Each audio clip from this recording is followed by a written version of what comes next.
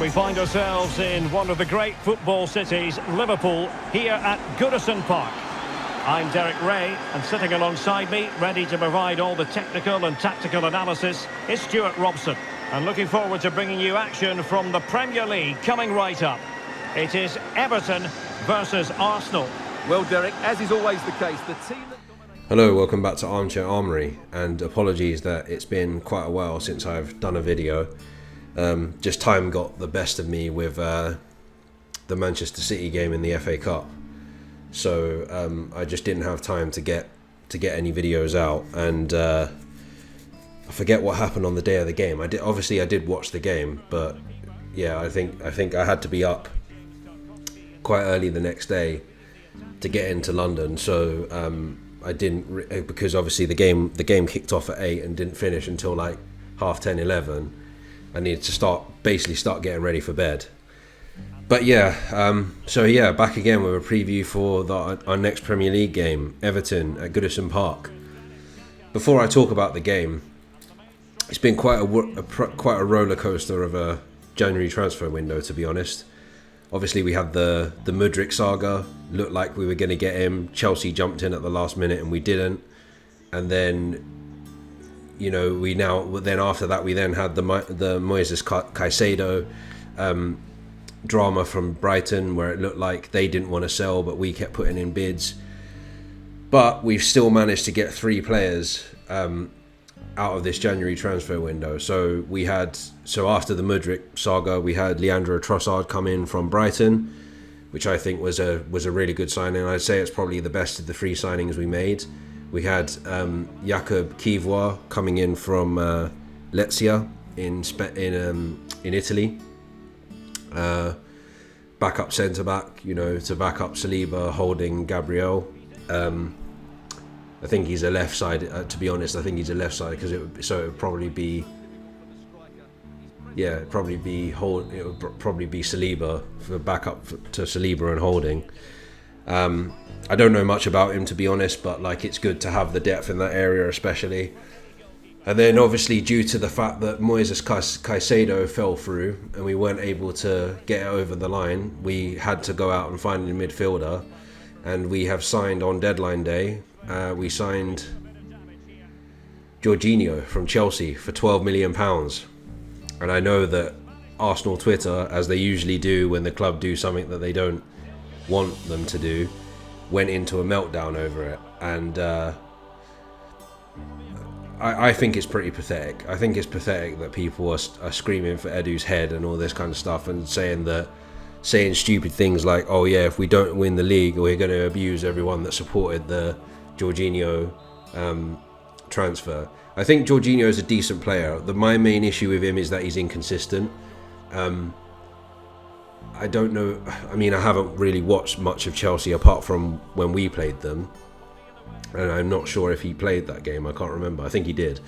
But yeah, I haven't seen much of him over 90 minutes to make an assessment whether he's passed it or not. He's people are forgetting that he had a really good 2021, both with Chelsea and with Italy. So I think he was, some people would say that he was pivotal to Italy winning the Euros. So it's not as, I don't think it's as cut and dry as to say just because he's someone that Chelsea doesn't want, and obviously they've gone out and got Enzo Fernandez, that all of a sudden he's not worth it. He's definitely an upgrade on Lokonga, who incidentally has gone out on loan to Crystal Palace, and he's definitely an upgrade on El Neni as well. And I think one of the reasons why we needed to get a midfielder in is because apparently El Neni's injury is now worse than we initially thought. I mean, I would have liked to have got a striker as well as backup to Eddie and Gabriel Jesus, but it was cut and dry, really. I mean, I think overall, we've done well to pivot when we needed to. So I'd probably give this a 6.5, maybe a 7 out of 10 for the, I don't really like rating, but anyway, for the transfer window. I think particularly in Trossard and to some extent Jorginho, that could be our example of, and I know that Kulusevski and Bentancur are a lot younger, that could be the difference between us winning the title or not. So either way, it's not too bad. I don't think the Jorginho signing is as bad as people think it is. And good, judging by his first interview, he seems very up for the task, so to speak. So yeah, what a way for those players to start their Arsenal career. Well, I know that Trossard's started a game already, and come on as a substitute against United. But yeah, what a way to start with a Goodison Park away trip to Goodison Park, Everton. It's always Everton. I always get worried about this fixture because every time we go there, when we're doing well, they always seem to scuffer that run of form. Particular examples. So 02-03, we didn't win the league that season. We lost it to Manchester United because of a Martin Keown own goal. Sorry, Martin, but you did score that own goal against Bolton. I remember that. I've never been so angry in my life seeing Sir Alex Ferguson's face on the Premiership when that used to be when Match of the Day didn't have the rights to the Premier League in the UK, and we had the Premiership on our third terrestrial channel, ITV. But yeah, anyway, 02-03, we were, I think it was, I can't remember what month it was, but it was like after Christmas, I think it was. It was either before Christmas or after Christmas, I can't remember. But it's the famous remember the name Wayne Rooney. You know, remember the name Wayne Rooney from Clive Tilsley, the commentator, when Wayne Rooney scored those 2 goals against us to beat us 2-1, and we went on like a 3 or 4 game losing streak. We lost them all for 2-1 in all competitions. I think we lost to Dynamo Kiev. Then I think we lost 2 other games in the Premier League as well. So that always sticks out in my mind. Then I think this was maybe 16-17 or 17-18, so it was in the latter days of Arsene Wenger. We were doing quite well. I think we'd won a few games in a row in the league. We go to Goodison Park, and I didn't actually see the game because I was out at my work Christmas party at the time, but it was actually the toilet attendant that told me what the score was because he was watching it on his phone. And and we conceded in like the 85th minute or something like that, and it was one of those things where we went away with a 2-1 loss. I can't remember what happened after that, but I think that was either the first or second year that we finished fifth. I know we finished fifth 2 years, fifth and sixth, but I think it may have been the first year that we finished outside the Champions League was the time where that happened. Outside the Champions League places where that happened. And then obviously last season we were on a decent run of form. We went there and we got beaten. We played really poorly that night, I remember that, but we got beaten in the last minute by a Damari Gray wonder strike that basically won them the game in literally like the last kick of the game. So I'm always worried going to Goodison Park, especially now that, you know, Frank Lampard was sacked from his job, unfortunately, and they've now brought in Sean Dyche. So there's also the prospect of a manager bounce as well, which could potentially do us no favours. So yeah, I am quite worried about this fixture, to be honest. We've been doing well so far. You know, the last win in the Premier League is obviously the 3-2 win over United. We lost the game against Manchester City in the FA Cup, but like I said on Twitter afterwards, we're obviously in total going to be playing City 3 times this season, twice in the league, and obviously we played them in the FA Cup. If I was to choose a fixture to lose against Manchester City, it would have been the FA Cup fixture. And I don't think it was like so bad that we need to start worrying about the rest of the season, because I think it was another competitive loss, and in some ways even better than last season, because last season we weren't necessarily the better team. We were only the better team for maybe like the first half 50 minutes, something like that. Whereas this time I think a lot of the time we were the better team. You know, they spent 10 minutes of the second half on top of us, and once they got that goal, they just sat back. So yeah. So if I was going to choose one of the fixtures to lose, it would probably be the FA Cup one. As much as I love the FA Cup as a competition, and I always think Arsenal, I always like Arsenal being in it. I'm happy that we didn't drop points in the league, if that makes any sense.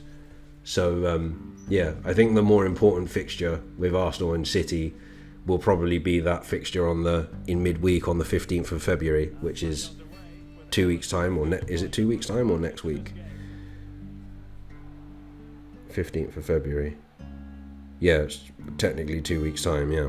So that's probably going to be the important one. But yes, we still have to rack up the points until then. We've got obviously Everton on Saturday, and then we've got Brentford at home the following weekend. So we've got to get at least 6 points out of that, I'd say. But going back to the game, I am very worried because I know that this always happens, that we come to a point and it's always Everton away, and Everton always seem to be up for destroying whatever it is that we're doing. So let's just see. Hopefully there isn't a new manager bounce. If I was going to be optimistic, my prediction would probably be 2-1 to Arsenal. But for some reason, I'm seeing a draw. I'm seeing like 1-1 or something like that. Because as well, Sean Dyche plays very kind of defensive, conservative football. So it's going to be 11 men behind the ball, basically. And I think we will score. And I don't know if they've got enough legs to go and... since they lost out on the Danjuma deal, he's gone to Spurs on loan. I don't think they'll have the legs to go on and score, 2 or 3 to beat us. So I think logically I'm worried, and because I'm worried about the fixture in general, I can see a draw. But I still think if we do what we've been doing and start really well and score early, I think we'll probably win 2-1. Again, that's a very kind of on the fence answer, but that's that. So yeah, so we'll see what happens. I'm going to leave it there. I will be back again after the game on Saturday. So until then, take care and stay safe. Doucouré. Onana.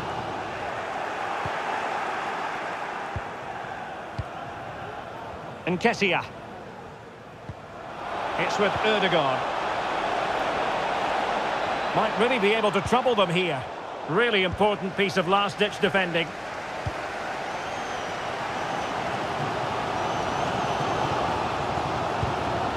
Coleman. Just failing to hit the target with his pass. And it'll be a throw-in. So making the substitution now.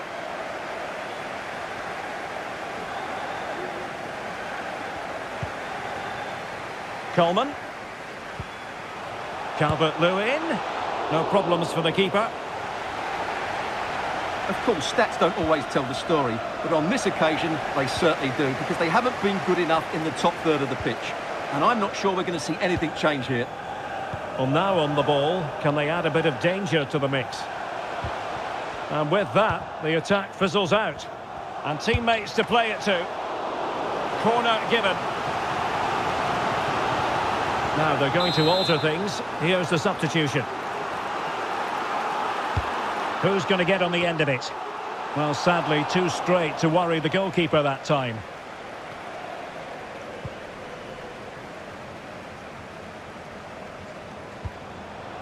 Nketiah. Well, nicely cut out. Now what can they do with the ball? Plenty of support here. But quick thinking defensively.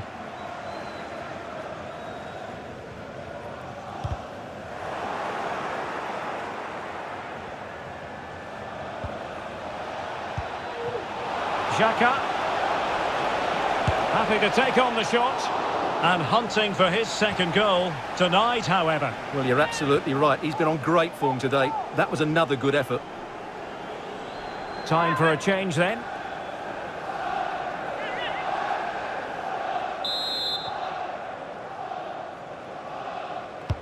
Played over. Well, no wonder he's got a smirk on his face. Good idea, but the execution lacking a little. Coming off the pitch, number 35, Alexander Zinchenko, to be replaced by number 3, Kieran Tierney.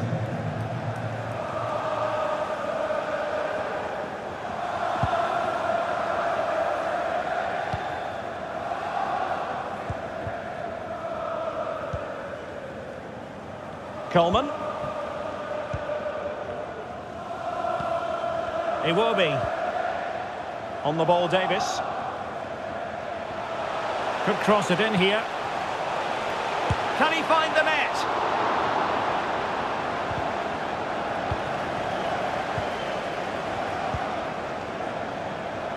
Well, we're inside the final quarter of an hour now. And taken away, he won the ball.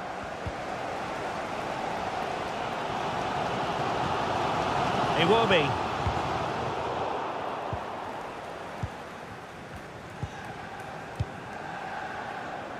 Bodies forward and the break looks on.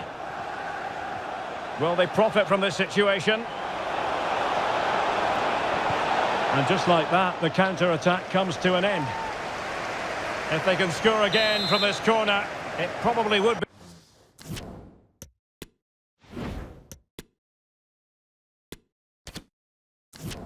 be the end of the story. And the substitution will occur now.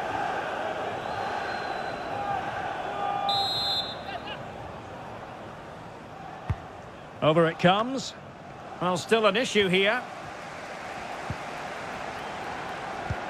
Nketiah. He must finish. In it goes to increase their advantage. And will that be the goal that ends up securing it for them?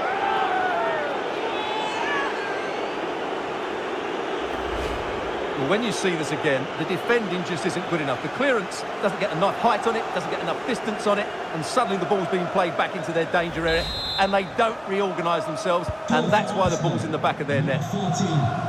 So the ball rolling again at 2-0.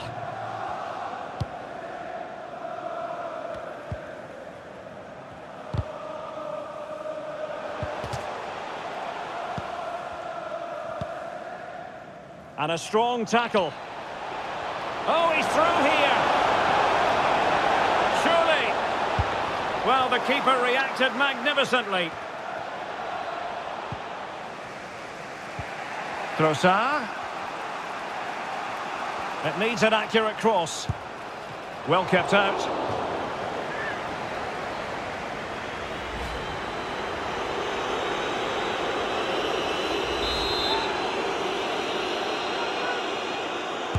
Who can he pick out?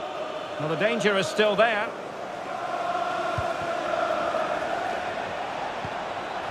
Arsenal get the advantage from the referee. Well, it wasn't a simple save to make.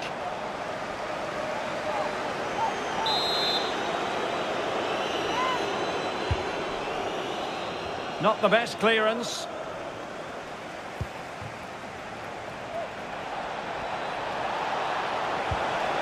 Well, they're going to be very cross with themselves because that was a wasted opportunity.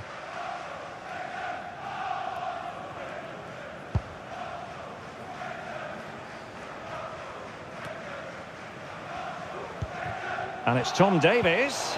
Opportunity it is. Not finished yet. Not quite yet. Still excitement left in the game. Well, here's the goal again, and it's a really nice ball to put him through. The vision to set up the chance is outstanding, and his movement's so clever. Once he gets onto it, there's only one thought in his head. Smash it as hard as possible. What a good goal. Goal for Everton. So there it is, the final whistle, and a satisfying outcome for Arsenal and their many fans around the world. What did you think of their performance as a whole? Yes, Derek, there wasn't much in it, to be honest. Really competitive game with chances at both ends, but they probably just about edged it overall and deserved the result in the end. Well, Stuart, he really has had a lot to say for himself out on the pitch. Well, I'm not concerned about him missing a few chances. The main thing is he kept on getting into the right areas, and he scored a very good goal as well.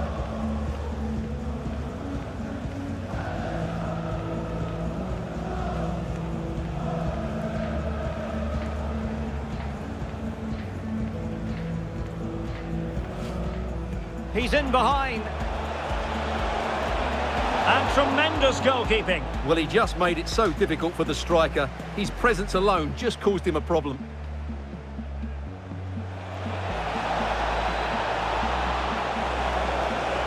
Oh, could be. Oh, disappointing, just when it looked like a surefire opener. Well, that should have been the opener, Derek. Gray.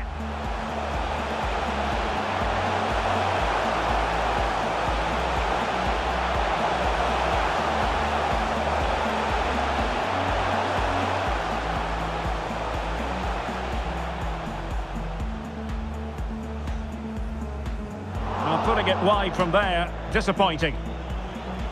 Well, here you can see it again. It's close, but it's certainly... Who can he pick out? Is it going to be Granit Xhaka?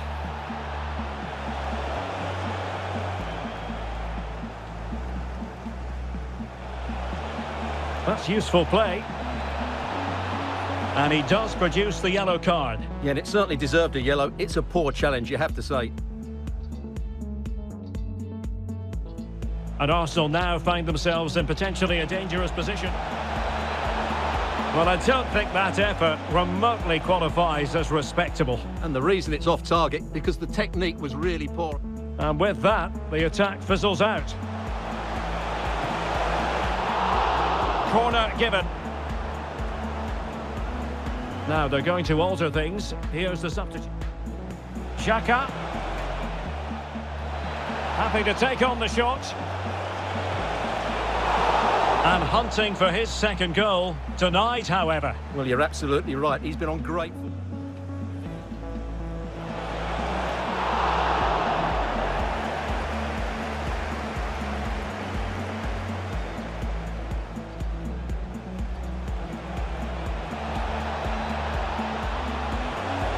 He must finish. In it goes to increase their advantage. And will that be the goal that ends up... It needs an accurate cross. Well kept out.